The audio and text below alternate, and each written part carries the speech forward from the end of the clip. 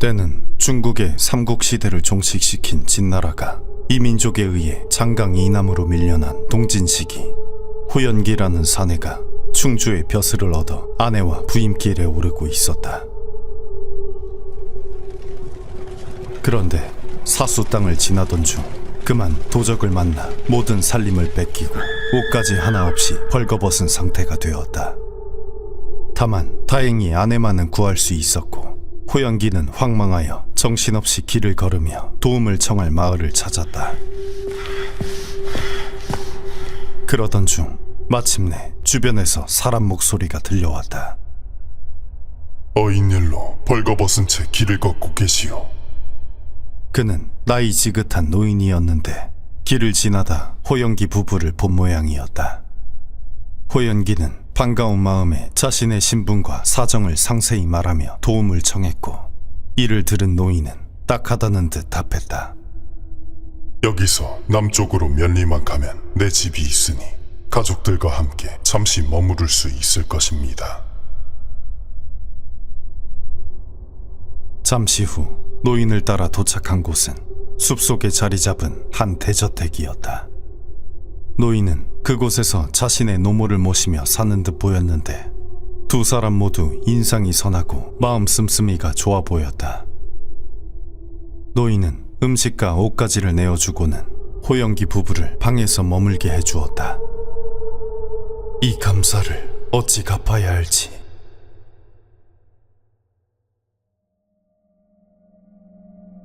그리고 밤이 깊자 노인은 문득 호연기만을 불러 자신의 방으로 안내하더니 술을 내어주며 말했다. 이곳은 아는 사람이 없어 안전하지만 이곳부터 충주까지 가는 길은 곳곳에 도적대가 상주하고 있어 몹시 위험합니다. 이번엔 운 좋게도 목숨을 건지셨지만 다음번엔 어찌 될지 아무도 모를 일이지요. 특히나 아내분을 대동하여 길을 나서는 것은 위험한 일이니 아내를 일단 여기에 두고 관직지로 먼저 가서 여러 사람들과 안전하게 데려가시는 것이 좋을 듯합니다. 제 집에는 어머니도 계시니 아내분도 적적하지 않을 겁니다. 노인의 배려에 호연기는 반색하며 감사의 뜻을 전했다. 어르신께서 저희를 이리 돌봐주시니 저 역시 어르신께 제 마음을 의지하겠습니다. 아내를 여기 맡겨두겠으니 부디 잘 보살펴 주시길 부탁드립니다. 이에 노인은 그를 안심시키며 말했다. 걱정 말고 다녀오십시오. 날이 밝자 호연기는 아내에게 사정을 전하고선 곧장 집을 나섰다. 아내는 떠나는 호연기의 손을 붙잡고 눈물을 흘리며 말했다. 꼭 돌아오셔야 합니다. 만약 날 데려오지 않는다면 여기서 도망칠 겁니다. 당신이 나를 버리더라도 분명 날 받아줄 사람이 있을 테니 말입니다.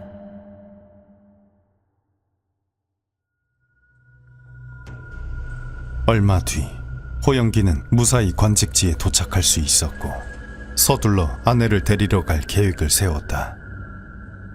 그런데 그러던 중 그에게 편지 한 통이 도착했다. 다름 아닌 그의 아내가 보낸 편지였다. 저는 이 편지를 통해 제 마음을 전합니다. 부디 잠시 살펴주십시오. 저는 어려서 궁궐에 들어가 노래와 춤으로 이름을 알렸지만 아내로서의 품격과 아름다움을 충분히 갖추지 못했습니다. 궁에서 방출된 뒤 당신을 만나 젊고 시와 술을 사랑하던 당신과 가까이 지냈습니다. 비록 제가 적합한 아내는 아니었지만 당신은 예를 갖춰 저를 아내로 맞아주었고 우리는 부부로 지내며 주변의 칭송을 받았습니다. 꽃 아래서 함께 걷고 달빛 아래서 서로를 바라보던 날을 떠올리면 어찌 오늘날 이런 일이 생길 줄 알았겠습니까? 하지만 당신은 저를 버리고 황야에 남겼고 제 외로움을 조금도 헤아리지 않았습니다. 당신이 관직지로 떠난 뒤 저는 눈물을 멈출 수 없었습니다. 당신의 무정함을 생각하면서 어찌 정절을 지킬 수 있었겠습니까? 이 집에는 한 젊은이가 있었는데 저를 깊이 사모했습니다. 저는 이미 그와 함께 살고 있습니다. 이 사실을 전하니 알아두십시오. 편지를 읽은 호영기는 크게 분노하였다. 절대로 가만두지 않을 것이다. 이성을 잃은 그는 관직까지 버리고선 아내를 잡으러 사수로 돌아갔다.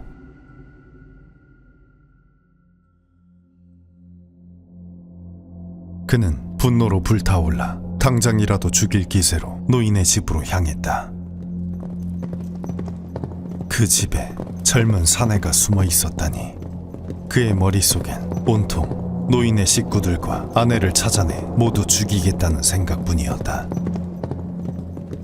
배신의 대가를 반드시 치르게 해주겠다. 하지만 그곳에 도착한 순간 그는 얼어붙고 말았다. 그가 기억하던 집은 온데간데 없이 사라지고 없었다. 대신 그곳에 자리 잡고 있는 것은 빽빽한 나무들 사이에 음침하게 자리 잡은 거대한 무덤이었다. 호영기는 숨을 삼키며 무덤 앞으로 다가섰다. 그는 이성을 잃고 마치 미친 사람처럼 맨손으로 무덤을 파헤치기 시작했다. 그런데 어느 순간 손끝에 무언가 닿는 것이 느껴졌다. 부드러우면서도 차가운 감촉이었다. 호영기는 순간 심장이 철렁 내려앉았다. 떨리는 손으로 흙을 지워내니 익숙한 모습이 드러났다. 싸늘히 죽어있는 아내의 모습이었다.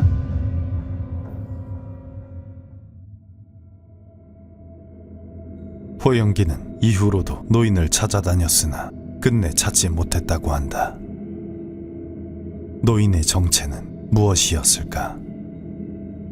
이 이야기는 현재 산둥성 스수이 현에 전해 내려오는 것이다.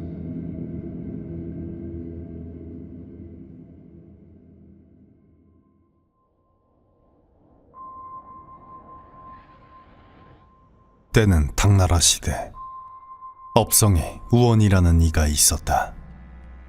그는 큰 도시인 업성에서도 이름난 부자였는데 그가 사는 저택의 화려함은 도시에서 비할 곳이 없었고 집안엔 항상 세련된 옷가지와 장신구들이 가득했다. 벼슬만 없었다 뿐이지 그의 부유함은 가히 왕이나 제후의 그것과 비견될 정도였다. 살림이 넉넉한 만큼 우원은 사치하기를 좋아했다. 특히 그는 귀한 말을 좋아했는데 아름답고 튼튼한 명마가 있다는 소문을 들으면 아무리 먼 곳이라도 한달음에 달려가 사오곤 할 정도였다. 한 번은 우원이 저작거리에 나갔다가 무슨 일인지 사람들이 잔뜩 몰려있는 광경을 보게 되었다. 가까이 가보니 웬 장사꾼이 말 한 마리를 팔고 있었는데 그 빛깔이 본 적 없이 눈부시고 골격은 무쇠와 같이 단단해 보이는 것이 가히 명마 중의 명마라 할 수 있었다. 그간 숱하게 명마를 봐온 그였으나 그런 그도 놀라 입이 벌어질 정도였으니 우원은 크게 기뻐하며 말했다. 내 일찍이 이런 뛰어난 줌만은 본 적이 없소. 내가 백금으로 사겠소. 우원은 기쁨에 젖어 말을 이끌고선 집에 돌아왔다. 입에 재갈을 물리고 즐거운 마음으로 마구간에 집어넣을 때였다. 문득 등 뒤에서 섬뜩한 목소리가 들려왔다. 그 말을 좀 봐도 되겠습니까? 놀라 돌아보니 언제 따라 들어왔는지 웬 허름한 차림의 노파가 우원의 말에 시선을 떼지 못하며 서 있었다. 이에 우원은 의아하여 물었다. 줌만은 청년들이나 좋아할 만한 것인데 어찌 노인장께서 이를 보고자 하는 것이오? 그러자 노파가 여전히 말에서 시선을 떼지 못하며 답했다. 나는 10년 전 좋은 말을 잃어버려 천하를 떠돌며 찾았으나 끝내 찾지 못했습니다. 이후 좋은 말을 볼 때마다 하루 종일 살펴보곤 했지요. 그런데 저 말은 내가 잃어버린 말과 무척이나 닮았습니다 그려. 바라건대 조금 더 다가가 살펴봐도 되겠습니까? 우원은 왜인지 노파의 말이 꺼림칙했으나 이내 여유롭게 마구간 문을 열어주었다. 그러자 노파는 감사를 표하지도 않고선 안에 들어가 말 이곳저곳을 뜯어보기 시작했다. 그러더니 문득 얼굴빛이 변하며 우원을 노려보았다. 이건 내 말이다. 일찍이 풍망산에 신을 베었을 때 내가 괴물에게 다친 그의 눈을 치료해 준 적이 있었다. 산신께선 감사의 의미로 내게 이 말을 주셨다. 그 뒤 나는 이 말에 올라 하늘을 오르고 사해 밖과 파랑난을 두루 여행하였다. 그런데 동쪽 부상을 지나던 중 한 사람이 길을 막고 이 말에 대해 묻기에 이를 답해 주었더니 그날 밤 이 말이 간데없이 사라져버렸다.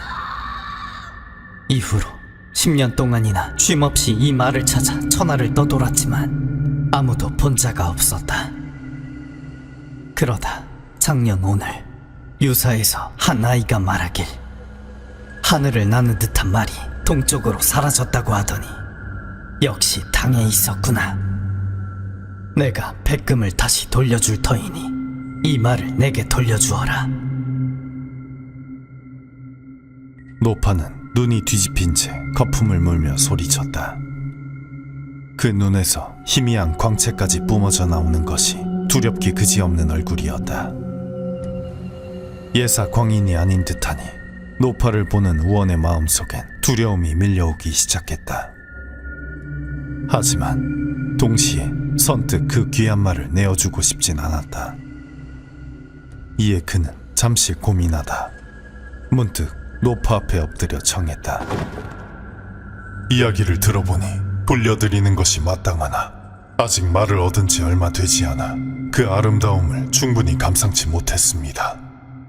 부디 며칠만 데리고 있으며 감상할 수 있게 허락해 주십시오. 그러자 노파는 더욱 노기를 드러내며 말했다. 간사한 꾀로 내 말을 붙잡아두려 하는구나. 좋다. 마음대로 해보거라. 다만 내가 이 말을 붙잡아둔다면 너에겐 반드시 큰 재앙이 닥칠 것이다. 그리 협박까지 해오자 우원은 두려운 것도 있고 화가 치밀어 올랐다. 이에 그는 하인 여럿을 불러 노파를 거칠게 쫓겨냈다. 못들었느냐? 이 미친 늙은이를 당장 끌어내라.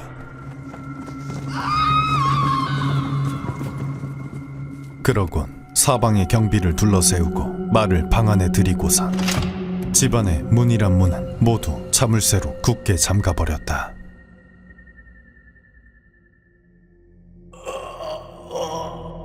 그날 밤 우원은 불길한 악몽에 시달렸다. 낮에 보았던 노파가 그의 침소에 들어오더니 그의 세간 살림에 입김을 불어대는 꿈이었다. 우원은 놀라 몸을 일으키려 했으나 사지가 말을 듣지 않았다. 집안의 모든 물건에 입김을 분 노파는 이내 우원에게로 다가왔다. 그리곤 그의 얼굴에 입김을 불었다. 우원은 고통에 몸부림을 쳤다. 마치 살이 타들어가는 듯한 열기가 그의 얼굴을 휘감았다. 그리고 마침내 몸이 움직이기 시작했다. 우원은 화들짝 놀라 잠에서 깨었다. 그는 어느새 불타는 침상 위에 누워 있었다. 밤사이 난데없는 화마가 그의 집을 덮친 것이었다. 우원은 황급히 밖으로 빠져나갈 길을 찾았다. 하지만 모든 문을 굳게 잠가버린 탓에 쉽사리 빠져나갈 수 없었다. 이에 도리 없이 떨리는 손으로 바닥을 더듬어 열쇠를 찾는데 갑작스레 문 하나가 저절로 열렸다. 그리고 지옥불 같은 화염 사이로 누군가 천천히 방 안에 들어왔다. 낮에 보았던 노파였다. 그녀는 불길 속에서 한달음에 말 위로 뛰어올랐다. 내 것이라 했지. 그러곤 고삐를 당기니 준마는 천장을 뚫고 하늘 위로 달려나갔다. 노파는 자지러질 듯 웃으며 말과 함께 사라져버렸다. 이후 우원은 더 이상 노파와 명마를 볼 수 없었다. 이 이야기는 중국 송나라 때 괴이한 일들을 엮어 만든 태평광기에 기록된 것인데 이후 노파가 다시 모습을 드러냈다는 이야기는 전해지지 않지만 노파의 말에서 그녀의 정체를 추측할 수 있다. 그녀는 스스로가 북망산신을 만났다고 했는데 북망산은 현재 로양시에 있는 작은 산으로 예로부터 고관 대작들의 무덤이 많은 것으로 유명한 곳이었다. 백제가 멸망한 뒤 당나라에서 출세한 백제장수 흑지상지가 묻힌 곳이기도 하다. 이에 당나라 시대 때에는 북망산이 저승이라는 의미로도 쓰였다고 한다. 고로 그녀는 저승에서 온 인물일지도 모를 일이다. 그녀가 그토록 아끼던 준마의 정체는 과연 무엇이었을까? 노파는 자신의 부장품인 준마를 되찾으러 온 것은 아니었을까?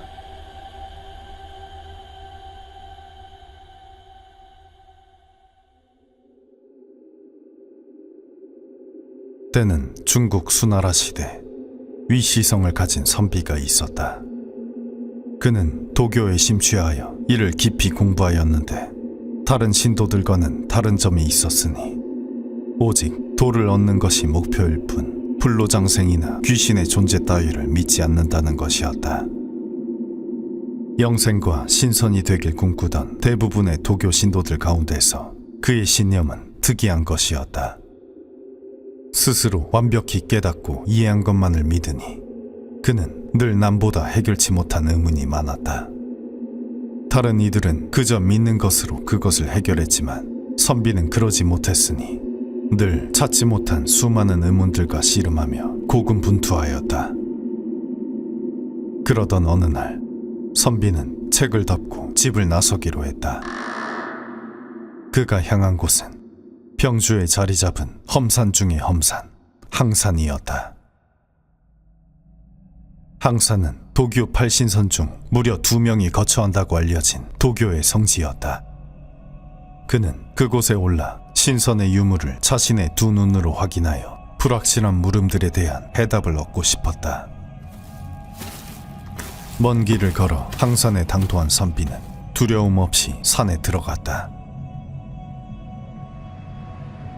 그런데 산이 그를 기다리기라도 한 것일까?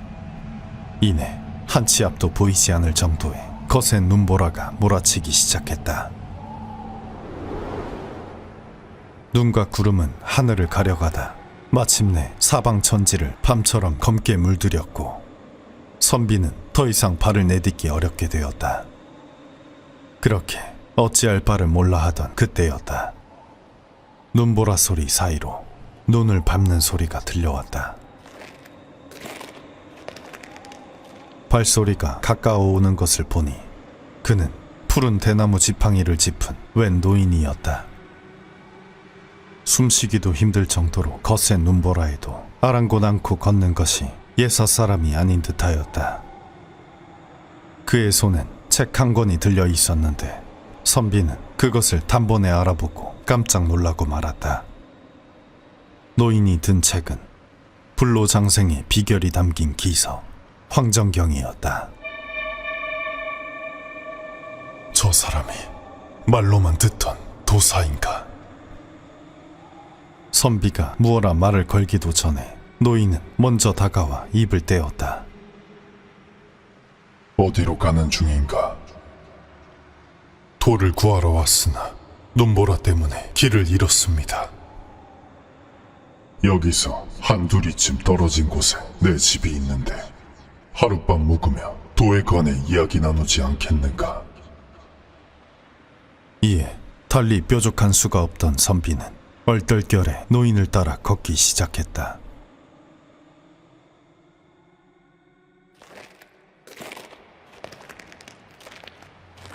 조금 뒤 노인이 걸음을 멈춘 곳은 나무 한 그루 없는 황량한 산 중터, 그 위에 초라한 오두막집이었다.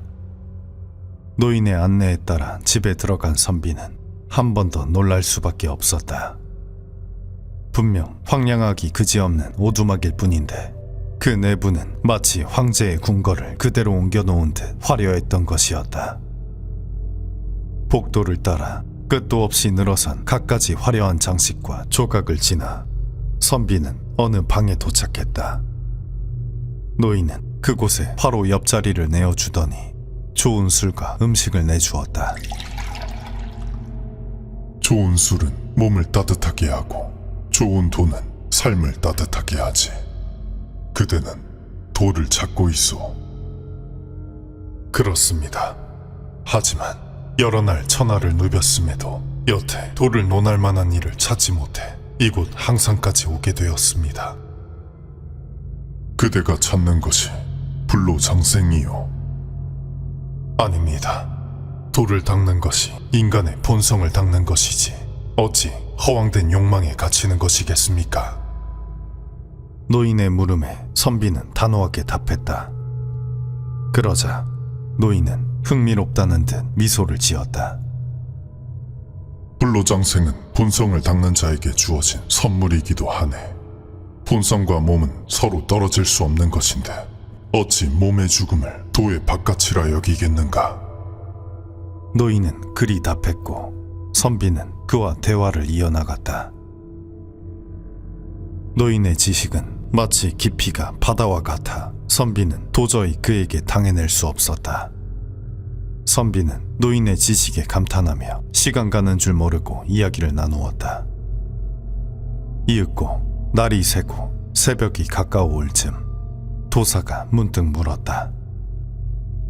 그대는 귀신을 믿지 않는가? 선비는 이번에도 단호하게 답했다. 그것은 두려움을 극복하지 못한 자들이 만들어낸 허상일 뿐입니다. 보이지 않는 것을 두려워하는 자가 어찌 돌을 논할 수 있으며 어찌 귀신 따위가 바른 마음을 침범할 수 있겠습니까? 그대가 섬기는 것은 선도인데 어찌 귀신을 부정하는가? 도가 높으면 그들이 복종하겠으나 섬기는 도가 충분치 않다면 귀신과 요괴는 오히려 그대에게 영향을 미칠 수도 있다네. 어찌 그들을 가볍게 여기는가? 하지만 이번만큼은 선비는 생각이 달라지지 않았다. 다만 노인의 말에 이겨낼 재간이 없어 물음에 아무런 대답도 하지 않았다. 그러자 노인은 빙긋 웃으며 창을 열었다. 바깥엔 어느새 해가 밝아오고 있었고 눈보라 또한 그친 뒤였다. 이를 본 선비는 자리에서 일어나며 노인에게 하룻밤 대접과 가르침에 깊은 감사를 전했다. 그러자 노인은 그를 배웅하며 웬 서찰 한 통을 건넸다. 이 산 꼭대기에 오르면 자네가 감탄할 만한 선인이 있을 걸세. 돌을 얻고 싶거든 그에게 이 편지를 전해주게나. 자네에게 꼭 맞는 답을 내어줄 걸세.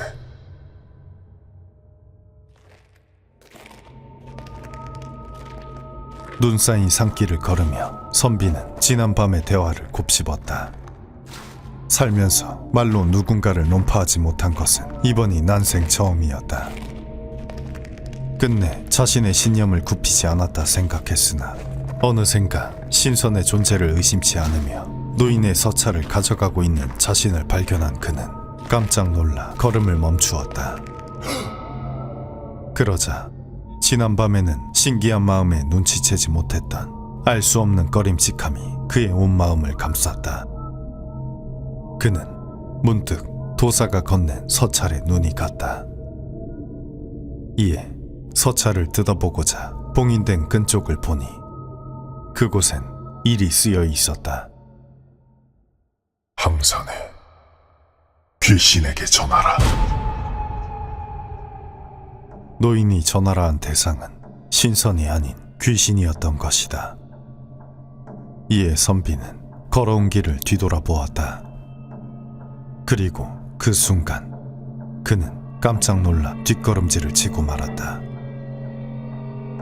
언덕 너머 그가 방금 나온 노인의 집은 온데간데 없고 웬 버려진 무덤 하나만 덩그러니 놓여 있을 뿐이었다. 선비는 두려움에 자기도 모르게 서찰을 땅에 던졌다. 그러자 서찰은 순식간에 검은 쥐로 변하더니 산 꼭대기로 달아났다.